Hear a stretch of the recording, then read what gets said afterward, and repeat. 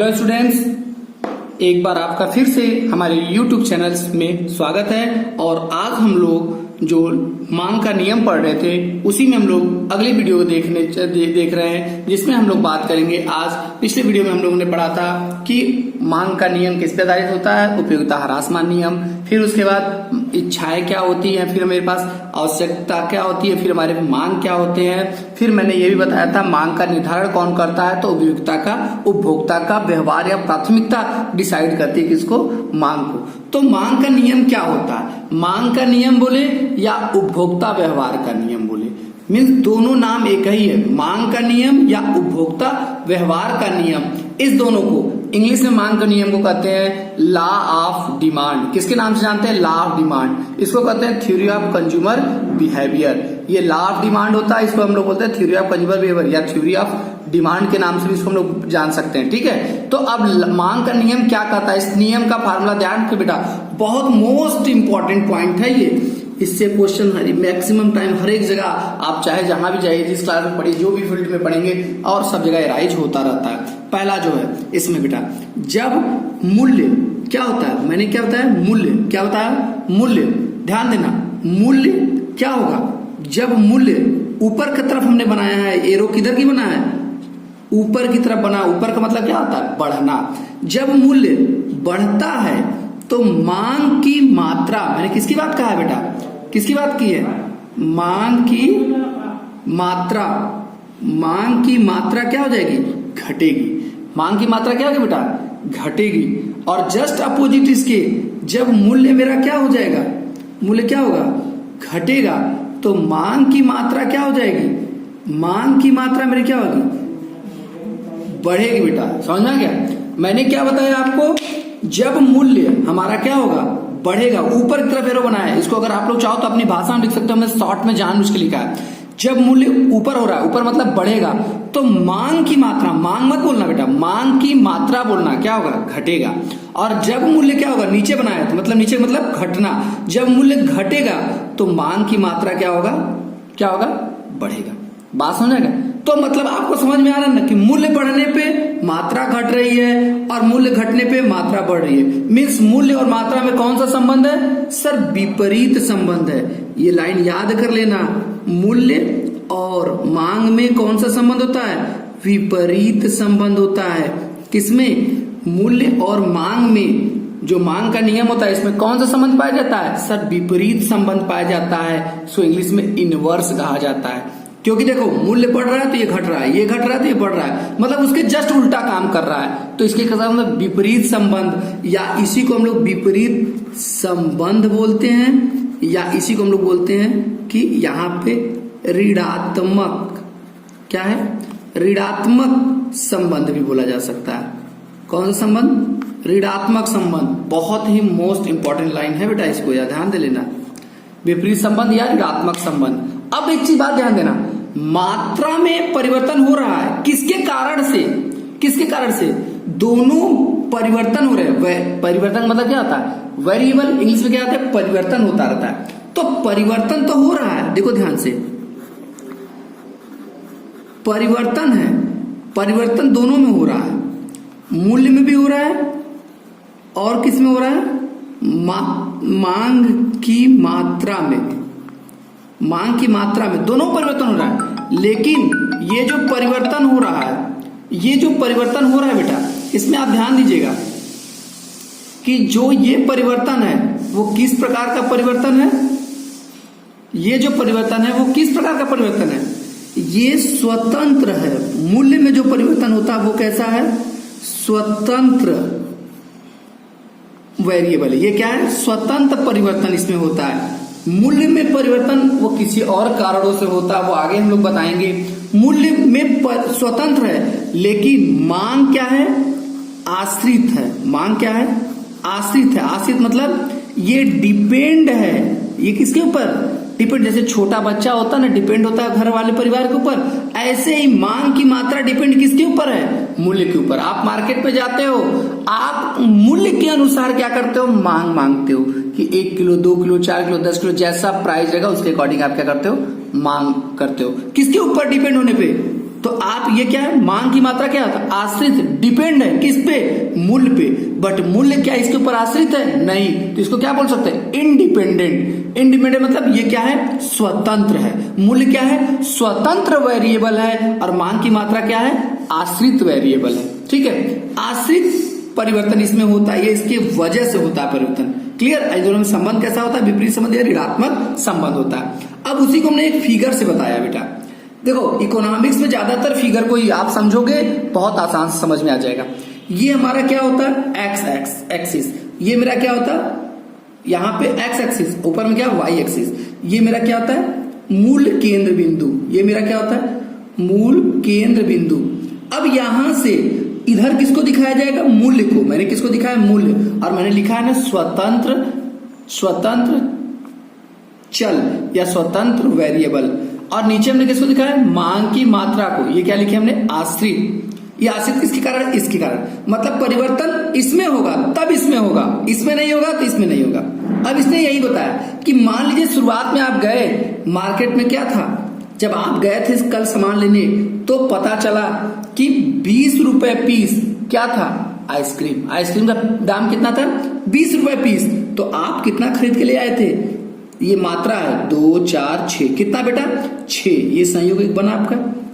आपने जब 20 रुपया आइसक्रीम का दाम था तो आपने कितना पीस ले आए, 6 पीस ले आए। कितना पीस ले आए, 6 पीस। अब मात्रा मांग मूल्य बढ़ जाएगी तो आप और ज्यादा मात्रा लाओगे खरीद के आइसक्रीम का, कि खाना कम कर दोगे। सर स्वाभाविक सी बात है, मूल्य बढ़ने पे हम कम कर देंगे। अब देखो बेटा, मूल्य 25 रुपया हो गया तो आपने क्या कर दिया, कितना कर दिया, 4 आइसक्रीम कर दिए।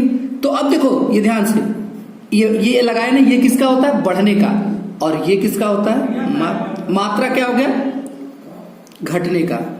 ये आपका बी क्लियर हो गया। जस्ट इसके अपोजिट देखो, पहला नियम हो गया ना, मूल्य बढ़ा तो मांग की मात्रा क्या हो गई, घट गई। क्लियर। अब देखो बेटा, अगर मूल्य क्या हो जाए आइसक्रीम का घट के कितना हो जाए, 20 से कितना हो जाए, 15 हो जाए, तो आप क्या करोगे, हो सकता है ये बढ़ा दो 10 तक। कितना बढ़ा दिया आप लोग, 10 तक, 8 तक भी कर सकते, कुछ भी वो अपने आप एग्जाम्पशन ले लेना। तो अब इस कंडीशन में क्या हो गया, मूल्य घटा तो यहां से आप कहां चले गए, यहां चले गए। तो इसको हम लोग किसके नाम से जानते हैं, हमारा मूल्य घटा, मांग की मात्रा क्या हो गई, बढ़ गई। ये हमारा कौन सा पॉइंट हो गया, सी। अब इन्हीं तीनों पॉइंट को जो बिंदुएं मिल रही हैं, इनको मिलाती हुई एक अगर हम लोग क्या खींच दे, रेखा खींच दे, तो इसी रेखा को, बिंदुओं को मिलाती हुई रेखा, तो इसी को हम लोग क्या कहते हैं, ये मेरा क्या कहलाएगा, मांग वक्र। कि इसमें विभिन्न मूल्यों पे विभिन्न मांग की मात्रा जिससे प्रदर्शित किया जाता है, उसी को हम लोग किसके नाम से जानते हैं, मांग वक्र। और मांग वक्र क्या होता है, हम लोग क्या ग्राफिकली प्रेजेंटेशन देते हैं, मतलब चित्रों के द्वारा। मांग वक्र को कैसे प्रेजेंट किया जाता है, चित्रों के द्वारा। किसके द्वारा प्रेजेंट किया जाता है बेटा, मांग वक्र को चित्रों के द्वारा प्रेजेंट किया जाता है। अब जब इसी को हम लोग क्या बना देते, तालिका का मतलब एक टेबल बना देते। हम लोग क्या कर देते, टेबल बना देते। टेबल का मतलब क्या लिख देते, संयोग ए, संयोग बी, संयोग सी, और यहाँ क्या लिख देते, मूल्य, और यहाँ क्या लिख देते, मात्रा। अगर ए पे, ए का मतलब जब मूल्य 20 रुपया था तो हमने कितना मांगा, 6 आइसक्रीम। जब मूल्य क्या हो गया, 25 हो गया तो हमने मांगा कितना, 4 आइसक्रीम। और जब मूल्य कितना हो गया, 15 रुपया हो गया तो हमने कितना मांगा आइसक्रीम, 10 आइसक्रीम। तो इसको हम लोग क्या कहेंगे, मांग तालिका। मूल्यों और मांगों के संबंध को जहां दिखाया जाता है, अगर किसी टेबल या तालिका के थ्रू, तो उसको हम लोग क्या कहते हैं, मांग तालिका। और जब इसी तालिका को हम लोग चित्रों के द्वारा प्रदर्शित करते हैं तो उसे हम लोग क्या कहते हैं, जो बनती है वो क्या बनती है, मांग वक्र। क्या बनती है, मांग वक्र। और मांग वक्र में किसका संबंध दिखाया गया है, मूल्य और मांग की मात्रा का दिखाया गया है। और इनमें कौन सा संबंध पाया जाता है, विपरीत। देखो ये ऊपर से नीचे की तरफ गिरती हुई होती है हर समय। जो मांग वक्र क्या होता है, ऊपर से नीचे की ओर। अब देखो ये आपका कौन सा साइड है, लेफ्ट। ये कौन सा साइड है, लेफ्ट मतलब क्या होता है आप जानते हो, बाएं। और नीचे कहां आ रहा है, ये आपका कौन सा साइड है, राइट। कौन सा साइड है, राइट साइड। राइट साइड का मतलब कि आपका क्या हो रहा है, दाएं साइड। तो ये फिगर में कैसे गिरता हुआ मांग वक्र कैसे गिर रही है? तो बाएं से दाएं की तरफ ऊपर से नीचे गिरती है, ऊपर से नीचे की ओर, बाएं से दाएं की ओर। ये मोस्ट इंपॉर्टेंट लाइन पूछता, अक्सर एग्जाम में आता है, मांग वक्र का ढाल कैसा है? तो मांग वक्र कैसा है तो आपको लिखना पड़ेगा, डेफिनेशन लिख लो अपने कॉपी में, सब लोग नोट कर लो। मांग वक्र ऊपर से नीचे की ओर, बाएं से दाएं गिरती हुई होती है। अब इसी पे आगे एक बार क्वेश्चन पूछेगा ऐसा क्यों होता है, तो ये आगे हम लोग वीडियो में फिर आपको बताएंगे। बस आप लोग इतना जान जाओ, यहाँ पे इतना चीजें जानो, इंपॉर्टेंट चीजें हैं। सबसे ज्यादा कि जो मूल है वो क्या है? स्वतंत्र चर है। मूल क्या है? स्वतंत्र चर है। स्वतंत्र चर मतलब वेरिएबल। और मांग की मात्रा क्या है? आश्रित चर है, मैंने ये बताया। दूसरा चीज है मूल्य। ऐसा क्यों बोले सर? क्योंकि मूल्य में परिवर्तन होने की वजह से ही मांग की मात्रा में परिवर्तन होता है। मूल्य में परिवर्तन नहीं होगा तो मांग की मात्रा में परिवर्तन नहीं होगा। अगर मूल्य सर बढ़ता है तो मांग की मात्रा क्या होती है? घटता है। अगर मूल्य घटता है तो मांग की मात्रा क्या होती है? बढ़ता है। तो इसमें सर किस प्रकार का संबंध पाया जाना है दोनों में? सर विपरीत संबंध या ऋणात्मक संबंध पाते हैं। और जब कई मांगों के संयोग को, बिंदुओं को मिलाती हुई एक रेखा खींच देते हैं तो उसी को हम लोग किसके नाम जानते हैं? मांग वक्र के नाम से जानते हैं। क्लियर? अब देखो बेटा एक पॉइंट और, मांग में आपको कुछ बातों को क्या करना पड़ेगा? ध्यान देके लेके चलना पड़ता है कि मांग की मान्यताएं, कुछ चीजों को आप मान के चलोगे या अन्य बातें समान, कुछ बातें समान रहेंगी या स्थिर रहेंगी। तीनों बात वही लिखा हुआ, कहीं भी क्वेश्चन में आए मांग की मान्यता बताइए, अन्य बातें समान रहने पर या स्थिर रहने पर, तीनों बात वही है। तभी मतलब कि कोई चीजों में परिवर्तन नहीं हुआ, केवल परिवर्तन किसमें हो रहा है? आप लोगों ने भी ऊपर देखा किसमें परिवर्तन हो रहा है? सर मूल्य में परिवर्तन हो रहा है। तो उसी को हम लोग कहते हैं मांग फलन। हम लोग क्या कहते हैं बेटा? मांग फलन। मांग फलन को हम लोग किसके इंडिकेट करते हैं? डी, नीचे में छोटा सा एक्स बनाएंगे, इक्वल हमारा क्या होता है? अब देखो यहां पे क्या होता है? डी एक्स का मतलब क्या होता है? डिमांड ऑफ एक्स, या एक्स वस्तु का मांग बोल सकते हो। इसको क्या कर सकते हो? एक्स वस्तु की मांग। इसको हम लोग किसके नाम जानते हैं? एक्स वस्तु की मांग कैसे निर्धारित होती है? तो एक्स वस्तु की मांग जो निर्धारित होती है तो उसके लिए इतनी सारी चीजें होनी चाहिए। हमें क्या होना चाहिए? एक्स वस्तु का हमें क्या मालूम होना चाहिए? पहला पॉइंट मूल्य, फिर दूसरा पॉइंट इसी को हम लोग पी एक्स के नाम से जानते हैं। फिर ये क्या? पी स्मॉल में आर, पी आर मतलब एक्स वस्तु से संबंधित वस्तु का मूल्य, एक्स वस्तु की संबंधित वस्तु का मूल्य। सर ये नहीं समझ आया? देखो संबंधित वस्तु का मतलब समझते हो यार? रिलेटेड मतलब मेरी अगर पेंसिल है, मेरी पेंसिल जो है वो अगर एचपी की है, नटराज की है, तो आरफा जो है हमारी एक पेंसिल दूसरी आती है ना, आरफा, फिर कई प्रकार की पेंसिलें आती है, तो जैसे रेनॉल्ड की पेंसिल आती है। तो ये सब जो पेंसिल दूसरे कंपनी की पेंसिल की वस्तु की प्राइस क्या है वो भी डिपेंड करता है हमारे वस्तु का मूल्य निर्धारित करने के लिए। तो यहीं पे है, तो मतलब दूसरे वस्तु, इसीलिए बोलते हैं संबंधित वस्तु का भी मूल्य हमको मालूम होना चाहिए। तीसरा वाई, और ध्यान देना इकोनॉमिक्स में वाई से हर समय किसको इंडिकेट करते हैं? सर इनकम को। इनकम मतलब सर उपभोक्ता, किसको? उपभोक्ता की आय। किसको इंडिकेट करता है ये? उपभोक्ता की आय। फिर हमारा क्या आता है बेटा? पॉइंट नेक्स्ट टी से मेरा क्या होता है? टेस्ट। टेस्ट मतलब समझते हो ना? स्वाद, उपभोक्ता का स्वाद भी डिपेंड करता है। जैसे आप जाते हो ना, चाउमीन खा के आते हो, आजकल नया बर्गर खा के आते हो, फुल्की वगैरह को नहीं खाते हो, बर्गर पे डिपेंड कर रहे हो। आजकल आप लोग चाइनीज फूड की तरफ जा रहे हो, मोमोज खा रहे हो, पिज्जा खा रहे हो, ये सारी चीजों पे। तो किसके ऊपर? व्यक्ति के आय पे भी डिपेंड करता है, व्यक्ति के स्वाद पे डिपेंड करता है। फिर उसके बाद हमारा क्या होता है? ई से क्या होता है? एक्सपेक्टेशन। क्या होता है बेटा? एक्सपेक्टेशन मतलब इच्छा आपकी क्या थी। अगर आपकी इच्छा इस प्रकार का या इस कलर की वस्तु लेना है तो आप क्या करोगे बेटा, इस बात को ध्यान देना कि आप क्या करोगे, आप तभी वो करोगे, आपकी इच्छा ही नहीं है तो चाहे मार्केट में कैसा भी मूल्य हो आप सामान खरीदोगे नहीं। तो यही क्या हो गए, मांग को निर्धारित करने वाले तत्व हो गए।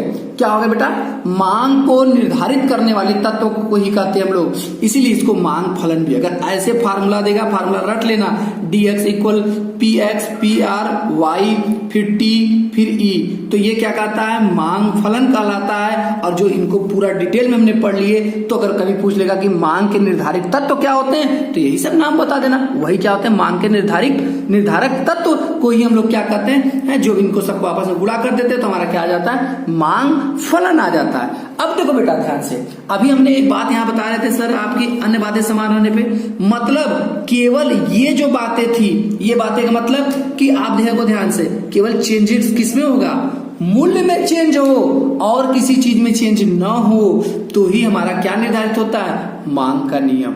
मांग का नियम क्या कहता है, आप लोगों ने भी पढ़ा था, किसमें चेंज होगा, केवल यहाँ पे देखो मैंने अभी बताया था, केवल चेंज किसमें हो रहा है, किसमें चेंज हो रहा है, ऊपर में मूल्य में चेंज हो रहा है तो ही, और सारी चीजों में किसी में चेंजिंग नहीं पाएंगे, और सब चीजें क्या रहेगी, सेम जैसे थी वो क्या रहेगी, स्थिर ही रहेगी।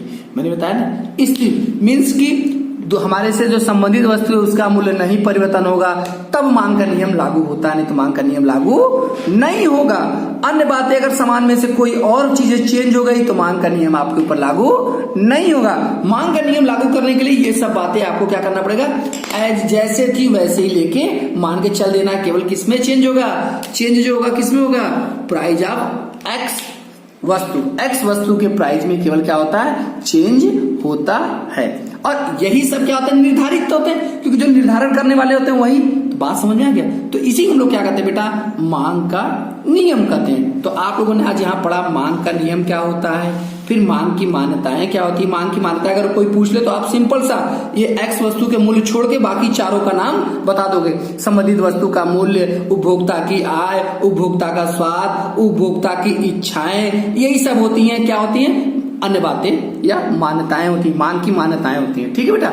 अब उसके बाद हमारा क्या आता है, अगर पूछा जाए मांग फलन क्या, तो मांग फलन का फार्मूला आप लोग लिखना, dx equal P X P R Y T E, ये हमारा क्या जाएगा, मांग फलन हो जाएगा। अब पूछा जाएगा मांग के निर्धारक तत्व तो क्या है, तो यही लिख देना, और इसमें तो 4 ठो जोड़ देना। जैसे पॉपुलेशन भी डिपेंड करता है, जिस एरिया में रहेगा उसके अकॉर्डिंग ना, पॉपुलेशन मतलब जनसंख्या वगैरह भी डिपेंड करता है। ठीक है, तो बस इतना ही बेटा, फिर हमारा इतना, ये सब मेरे क्या मांग के निर्धारक तत्व है बेटा। आज बस इस वीडियो में हम लोग इतना ही बेटा। अगले वीडियो में हम लोग मांग वक्र क्यों झुकते हैं, मांग वक्र के नियम के अपवाद, हम लोग ये सारी चीजें आगे पढ़ेंगे बेटा। तो बेटा हम लोग चलते हैं बेटा, बस इतना ही करते हैं। और आप लोग हमारे वीडियो को लाइक करें, हमारे चैनल्स को सब्सक्राइब करें, बेल आइकन दबाना ना भूलें, नीचे दिया गया है। और डिस्क्रिप्शन में हम लोग पिछले वीडियो को डाल दिया, आप लोग पिछले वीडियो को वहां से देख सकते हैं। अगर आपको नोट्स चाहिए तो हमारे दिए गए कॉन्टेक्ट नंबर पे हमसे संपर्क करें। अब प्रीवियस ईयर के पेपर्स को भी सॉल्व करने के लिए हम आपको सुविधा प्रोवाइड कराएंगे, जो ऑनलाइन प्रोवाइड कराएंगे। ठीक है बेटा, तो हम लोग चलते बेटा, बाय बाय।